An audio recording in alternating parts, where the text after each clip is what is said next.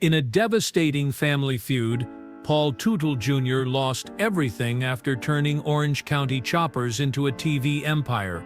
From his own kid, his father requested $1.5 million. His brother had no choice but to choose sides. However, there came a point when you and your father kind of drifted apart. I mean, you were fired by him. Yes, he did. It was quite difficult at the time. In hindsight, though, it was the finest thing. And Paul saw the actual cost of their well-known quarrel when he became a father himself. As a result of having my own son, I have discovered a great deal of forgiveness and understanding for my own father. The guy who constructed the most well-known motorbikes in America shares the heartbreaking reality behind the cameras today, along with the reason he hasn't had a Christmas dinner with his father in 15 years. In the middle of the 1980s, the majority of children were occupied with playing Nintendo, riding bikes, or watching cartoons. However, Paul Teutul Jr.'s definition of enjoyment was quite different.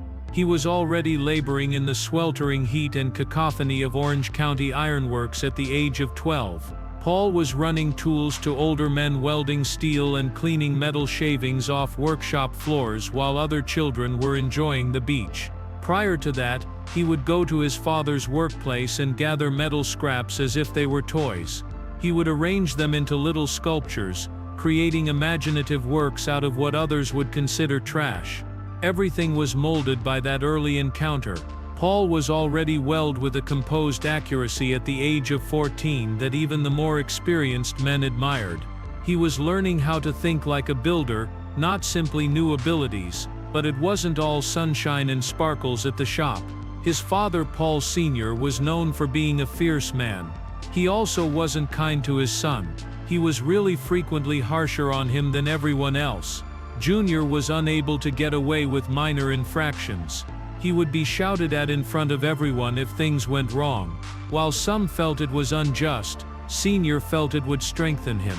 Their personalities became increasingly at odds as the years went by. In my opinion, the show caused significant harm to the family as well. Paul Sr. enjoyed using traditional tactics and raw force. Paul Jr.'s aesthetic was more artistic, favoring precise details and crisp lines.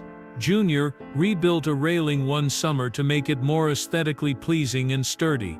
His father first disapproved of it, but a few days later, he silently gave his approval and utilized the design. It was all stated in that instant. Respect existed in the background, but it was accompanied with a never-ending tug of struggle. Paul Jr. chose a different route from the majority of high school students who were studying for math exams. He enrolled in a vocational program that allowed him to learn metalworking for half of the school day. He learned how to read the stress points in steel, weld, and read blueprints. According to one of his teachers, he possessed a unique talent that allowed him to predict the movement of metal before ever touching it. Junior practiced every cut and weld for hours after class until it seemed natural. He was aware that a fancy degree was not necessary for success. All he had to do was become an expert. He was no longer the young man sweeping floors when he returned to his father's store after graduation. He was a talented fabricator who could communicate with professionals and had results to support his claims. Paul Jr. was in charge of Orange County Ironworks railing section at the age of 19. That's no easy task. Nearly half of the company's revenue came from this section. The fact is that Jr. earned it, despite what most people would think was familial partiality. He gave the store a contemporary touch and increased them design possibilities. Customers were ready to wait longer and pay more for his creations since they were so well liked. He also had to oversee a group of employees that were considerably older than him. Some were first dubious, while others were veterans of the fight. But eventually, even the most adamant among them acknowledged that he was competent. What are you thinking then? Are you considering hiring an Indian Mo? He transformed a metal business into a topic of conversation. Respect like that doesn't come easily. Nevertheless, something was lacking. Junior felt confined after years of constructing rails and staircases. His goal was to create something lively and moving. When he began covertly drawing motorbikes in an old notebook after exhausting workdays, the flame ignited. His father also returned to riding motorcycles at that time. It began casually. Junior was invited to assist Sr. in building one. However, Paul Sr. was taken aback when he saw what his son had sketched. It was more than merely technical. It was a work of art. Sr. responded, "Let's build bikes for real," after glancing at his kid that day. As a business, not a pastime. It was more than simply motorbikes. Fixing something far larger was the goal. The years that separated them, the family formally started Orange County Choppers with around $175,000 cobbled together from their ironworks company. It wasn't equal though. Sr. retained 80%. Junior received 20%. For now, it didn't matter. All they had was a chilly tool-filled basement and a dream. However, the motorcycles they produced began to receive attention after a few months. It took them 4 long months, late hours, continuous welding and blue paint with white flames to complete their first one, True Blue. Instead of a frozen garage in rural New York, it appeared to have come from a major constructor. People's mouths fell in 1999 when they took it to Daytona. Success didn't come easily, but they were nobodies no longer. They were constructing motorcycles in a small icy workshop in 2000. Money ran out quickly. Vendors demanded upfront payment, and tools broke. In order to keep to his schedule, Paul Jr. frequently worked 18-hour days and slept on a couch in the shop. They engaged in large-scale screaming bouts and battled non-stop, not for show but for survival. They sold hardly enough bikes to meet their expenses, but they continued because they couldn't quit, not because they had to. Then, in 2002, there was a call. Craig Piligian, a TV producer, noticed a magazine article about their motorcycles. He was doing research for a brand new reality program. Paul Sr. answered his phone and said, "What the hell do you want?" A show about rehabilitating junkyard motorcycles was the producer's proposal. Sr. immediately turned it off. "We construct them from the ground up," he remarked. The agreement nearly fell through. However, the producer returned with a superior concept a few weeks later. Record the actual procedure, complete with arguments. Paul Jr. detested the notion. He was afraid that everything would be ruined by the cameras. "They'll make us appear foolish," he said in a 5-page letter to his father. The contract was offensive. Countless camera retakes, $5,000 every episode, and illumination so intense that it damaged their welding. Producers had proposed naming the program Family Friction. Paul Jr. almost walked, but they signed because they needed the money. Nobody anticipated the events that followed the March 31, 2003, premiere of American Chopper. It blew up in 3 episodes. Every week, more than 3 million people watched. All of a sudden, they were more than simply bike builders. They were celebrities. Their small store became a popular tourist destination. Products flew off the shelves. Just that first season brought in $13 million for Discovery Channel. Just to stay afloat, the Teutul's had to relocate to a huge $12 million building. Initially, people were drawn to Paul Sr. because of his fury. However, Paul Jr. was the one who kept them on guard. The turmoil didn't matter to the fans. They enjoyed seeing him develop. Jr.'s creations were precise, concentrated, quiet, and magical. In fact, one of the most requested video ever shown was a moment in which he was erecting a gas tank without any music or conversation. Enrollment in welding schools increased across the United States. It was dubbed the Paulie Effect. The Black Widow, the bike that altered everything, then appeared. It was more than a bike.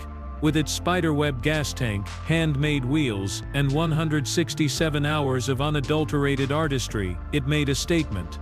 15,000 people crowded to view it when it was revealed in New York. The throng had to be restrained by security. Before long, they were offering everything from video games to teas, to model kits. In 6 months, more than 280,000 model kits were sold. It transformed OCC from a store to a brand. The fire bike wasn't simply another helicopter when Paul Jr. completed its construction in June 2003. It marked a sea change in his professional life. He was producing more than simply motorcycles.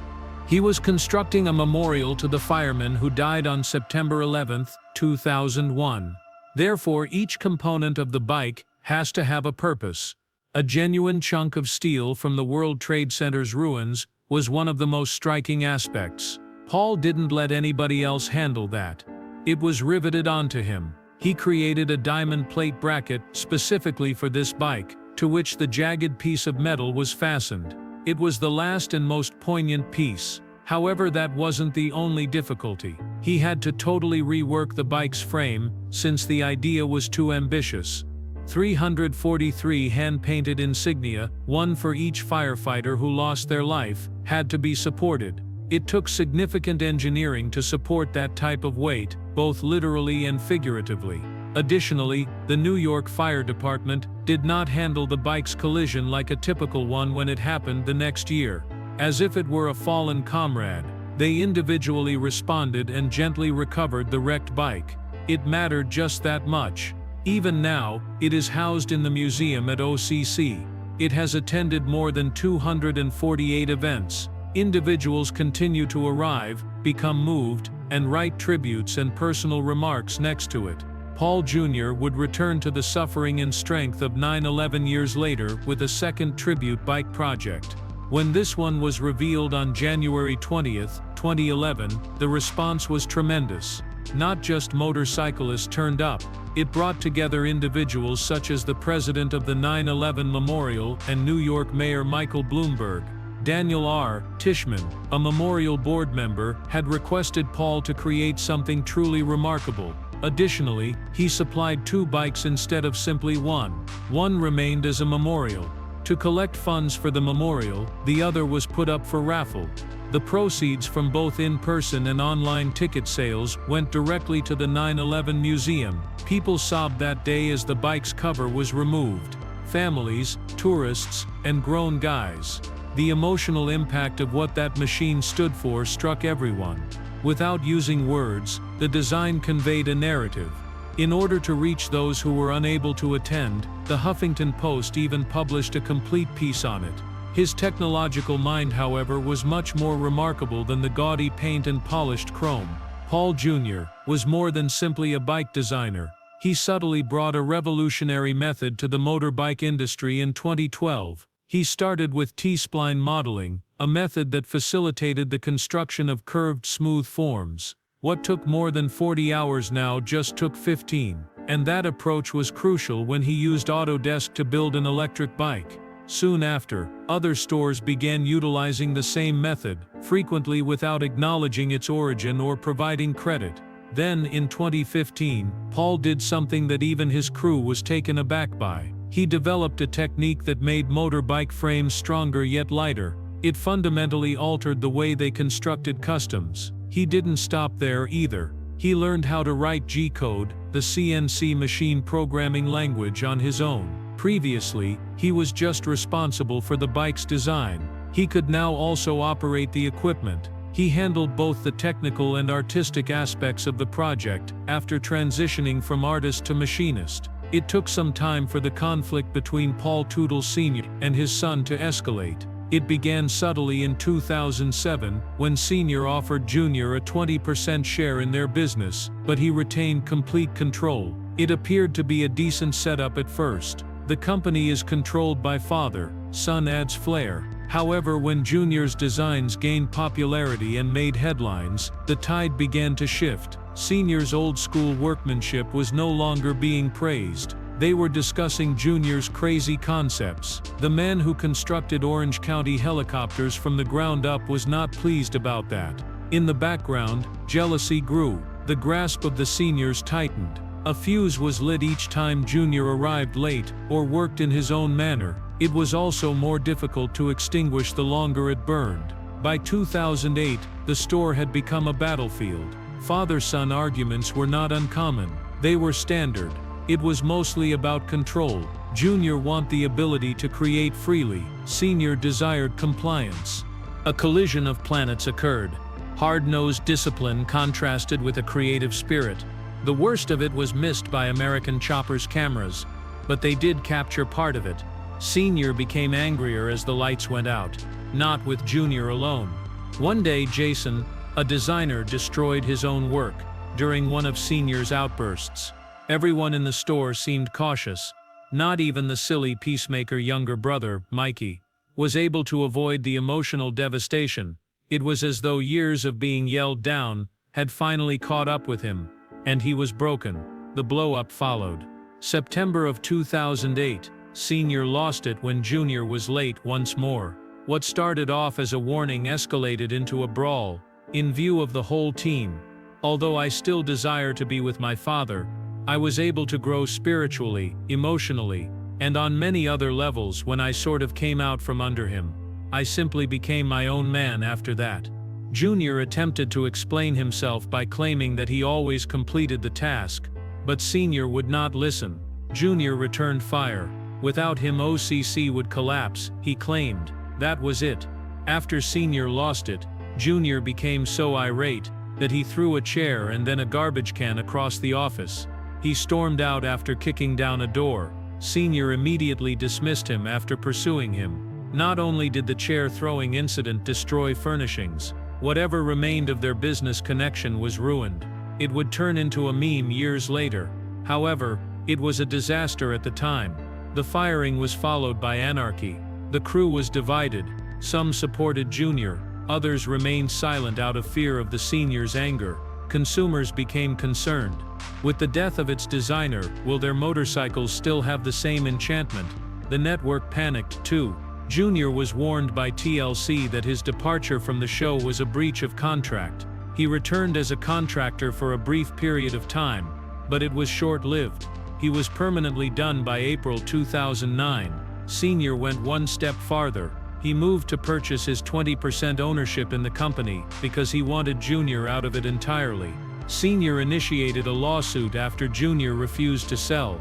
Money wasn't the only issue in the legal tangle. It has to do with power. Senior desired complete control once more. He said that he was entitled to pay $500,000 to purchase Junior's shares. He then included a complaint for an additional $1 million in damages. He also placed Orange County helicopters on both sides of the dispute by making his own business a co-defendant. It was a devious maneuver designed to eject Junior entirely. Junior, however, was not about to back down. One poorly drafted contract provision that said that Senior shareholders might purchase Junior shares at fair market value but did not specify how to determine what that meant was the crux of the dispute.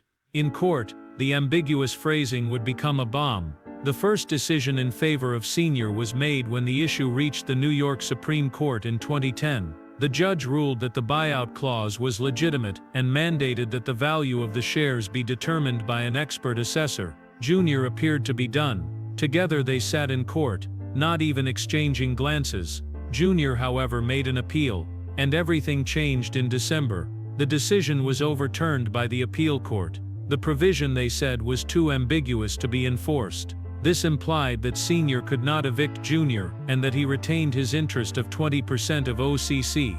It was both a significant legal success and a victory for the individual. Everyone believed that the sun had been smashed, but it was still standing. Additionally, his father was unable to get rid of him. My connection with my father is one in which we do not argue, you know. I'll put it that way. Are we hanging out really? We aren't actually hanging out. Therefore, although things aren't awful, they might be better. It's okay though. Sometimes these things take time, you know. Junior was still unable to make motorcycles immediately. He was subject to a one-year non-compete agreement. As a result, no motorcycles were built until 2010, so he turned around. He began designing products, such as a dog park and an updated Coleman camping barbecue. Despite what he described as one of the most difficult periods of his life, he persisted. He established Hall Jr. Designs directly across the street from OCC, converted a room in their home into an office, and employed a young man to do computer work. Paul Jr. made an unexpected move in April 2010, right before the conclusion of his one-year non-compete agreement with the Orange County Choppers. Rather of just opening his own bike shop, he incited a full-scale rebellion. Vinny DiMartino, Joe Polifico, Nub Collard, and even his own brother Mikey, who had been the foundation of OCC, left the firm and joined him. Cody Connolly joined shortly after that. Paul Sr. was devastated and incensed by the widespread desertion, which went beyond a simple commercial change. Discovery Channel wasted no time. By introducing a new series called Senior vs. Junior, which pitted father against son in a weekly fight that conflated family and ratings, they transformed the backlash into reality TV gold. Although there had always been conflict between Paul Sr. and Jr., this event formalized it. Every episode of the show, which debuted in August 2010, added fuel to the flames. Paul Sr. embraced their family drama on national television, despite Paul Jr.'s reservations. It was intended for the viewers to take sides in the theatrical store conflicts. It was indeed tantrum TV, as one critic put it. The emotional devastation overshadowed the motorcycles. This was no longer only for amusement. This was actual suffering disguised for the general population. People were unable to turn away though. Amidst all of this tumult, an unforeseen event occurred. While filming an episode, Paul Jr. got to know Rachel Beaster. Something clicked when she appeared as the McCuff girl in a yellow jumpsuit. What began on a television set developed into a major matter. Rachel provided Paul Jr. something substantial when litigation were abounding, and the Teutul name was being pushed in all directions. She quickly became the calm in his storm, had her own job, and had her own store. She helped Paul find equilibrium, and ultimately, a stronger feeling of faith that would change his entire life. Their August 2010 wedding was supposed to be a new beginning. It was elegant, magnificent, and even featured a 6-tier cake designed by TLC's Cake Boss. However, everyone's attention was drawn to one vacant chair. Paul Sr. was not present. Although he had been invited, the litigation and resentment were still too intense. It was devastating to learn that his father had missed one of the most significant days of his life. It seemed like something or someone was missing, even with more than 100 people. And it wasn't simply a personal absence. It served as a metaphor for the extent of their rift. Although years went by, the scars took a long time to heal. After then, Paul Jr. became a parent in 2015. He had having trouble getting pregnant with Rachel, and strangely enough, it happened on a brief trip to Nashville after almost 2 years of trying in New York. Paul Jr. claimed that Hudson's birth altered his perspective on everything, including his own father. He realized what had been lost in all those years of quiet in courtrooms when he held his kid.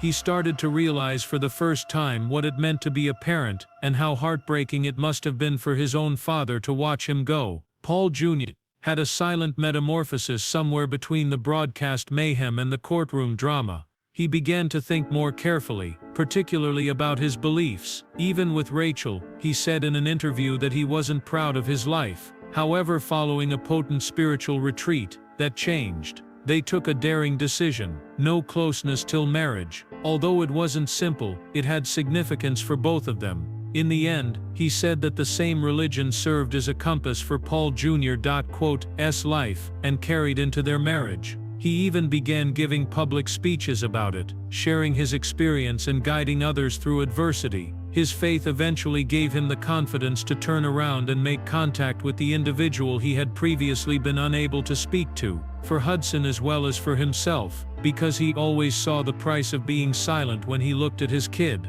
The healing process truly started at that point. There was more to the arguments between Paul Teutul Sr. and his son Paul Jr. than just motorcycles. They were intensely passionate, explosive, and personal. What began as a family-run company became one of the fiercest battles reality TV has ever witnessed. Millions of people watched as a father and son tore each other apart with every wrench turn, in addition to seeing bespoke motorcycles being made. Their most notable altercation occurred in 2011, when the two men engaged in a televised build-off that demonstrated their stark differences. While Jr. constructed a bike modeled like the P-51 Mustang combat jet, Sr. stuck to his signature raw, aggressive design. Soulful, innovative and sleek, that bike conveyed a tale in addition to running. Jr. was obviously creating statements rather than merely machines, and this continued happening. They competed in a number of tournaments between 2010 and 2016, but Paul Jr. won 5 of them, demonstrating that he was more than simply a young man working for his father. He was an independent force. Jr. did more than simply launch a business after departing Orange County Choppers in 2009. He established an empire. The majority of people assumed he would disappear since he had a one-year non-compete looming over him. In order to keep his firm afloat during a difficult economic period, he instead collaborated with Coleman to build a barbecue. More deals came from that one. He began making product pitches, creating dog toys, and even constructing a dog park for the general public. His brand was exceeding his father's by 2012. He made more money from his apparel brand. Massive corporate campaigns were using his motorcycles. Additionally, he was collaborating with multinational behemoths like Paramount and Blizzard. He was no longer only constructing motorcycles. He was earning a lot of money designing for some of the greatest names in Hollywood. However, even the darkest rivalries may end. One of the most unvarnished moments the show has ever recorded occurred in December 2011, when Helen Teutul, the mother of Paul Sr. and the grandmother of Paul Jr., passed away. Jr. grabbed his phone and dialed his father. They chatted for the first time in almost 2 years. Just a few basic phrases were said throughout the brief talk. "She cherished you. I'm sorry you lost someone." Sr., on the other hand, was unsure of how to react. You could hear a change in his voice as he acknowledged that he wished it had been in person. There was pain and even remorse underneath the wrath. Although it wasn't a panacea, that moment was genuine. Paul Teutul Sr. and Paul Jr.'s 2018 reunion wasn't a heartwarming family moment. It was a commercial decision. TV makers meticulously prepared and promoted it in an attempt to capitalize on historical drama. It had been over 10 years since the two had spoken to one another. There was a great deal of hush following their violent breakup in 2009, which culminated with Sr. dismissing his son from Orange County Choppers. Therefore, the purpose of Discovery Channel's reunion proposal was not to promote healing. Fixing a broken motorbike, not a shattered family, was the focus. They chose the helicopter they constructed in 2005 with a Yankees motif. It had been inexplicably destroyed after being auctioned off.